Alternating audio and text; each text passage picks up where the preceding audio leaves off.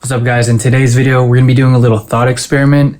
We're going to be asking ourselves a question: should schools still be using a belt system? What are the pros and what are the cons? So without further ado, let's get right into it. So I've been thinking about this for a while now, and after doing, a little research, I wasn't doing extensive research, but it's for the most part that in the past there was no belt system or ranking system within the classical styles like karate or judo. I think karate adopted the belt system after judo started using a belt system. Traditionally, the belt was just, a belt. It was literally to hold the uniform together. And I guess the traditional garments were white. And one way to kind of determine the abilities or the status of a martial artist back then was to see the wear and tear on their belt. It's my understanding that the white belt, after years of hard work and training, would, become discolored. It would start, turning brown and dirty and eventually black. And I think that's how the rise and formation of the belt system happened.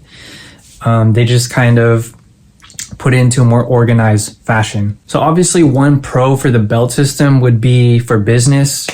If a school advertises get your black belt in 3 years, a lot of students and parents will become attracted to that thought. Oh, my kid, or I can get a black belt. I can be recognized as a high rank in like 2 or 3 years. Okay, definitely. I'm all in. And a lot of schools, they hold belt testings or promotions every 3 months.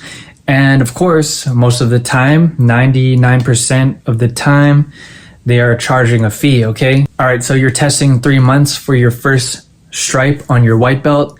Okay, next 3 months later, you're testing for your second stripe on your white belt. And of course, there are going to be fees associated with the belt test.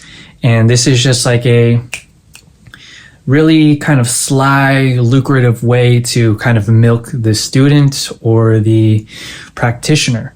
But, again, business is business. I understand that. But sometimes it produces more quantity rather than quality. You rank up higher, but are you really getting the breadth of knowledge?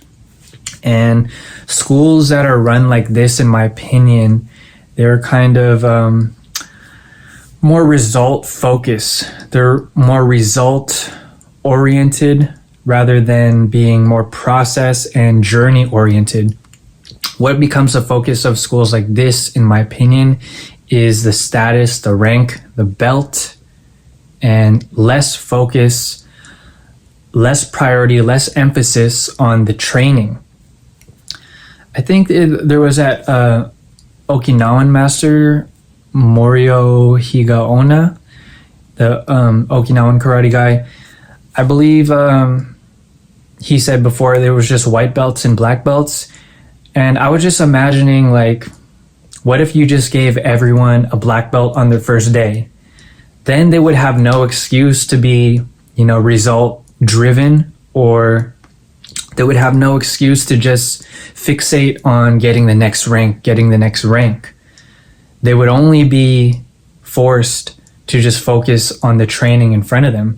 And there's tremendous benefits of that. Sorry if this video is turning out to be a little butchered, but it was just a thought I was having today, and I just wanted to share it with you guys. So if you guys look at other styles like boxing, Muay Thai, just some more, even MMA, those full contact arts, in those schools, do you ever see anyone wearing a white belt or a black belt?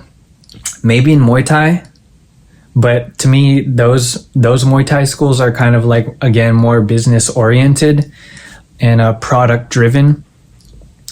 But yeah, when you show up to a boxing class or a Muay Thai class, you're not required to wear a belt or really a uniform unless your school has some kind of team gear.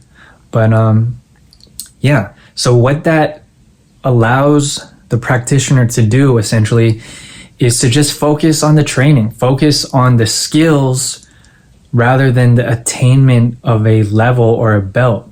And what becomes the main focus in, gyms, dojo, schools like this is the improvement and honing of technique, and not the acquirement of belts or ranks or status. I find this to be truly beneficial, and I'm wondering if karate or, the future of martial arts is gonna look kind of similar to this. Sure, I understand like business,